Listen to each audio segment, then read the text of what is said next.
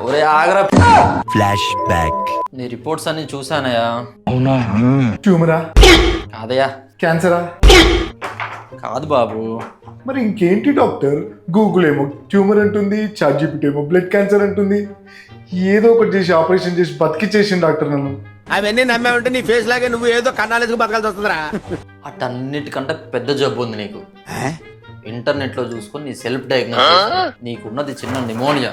4 రోజులు 4 గోళీలు వాడితే కంప్లీట్ గా తగ్గిపోతుంది. వాడుకొని తర్వాత కనిపించిన. థ్యాంక్స్.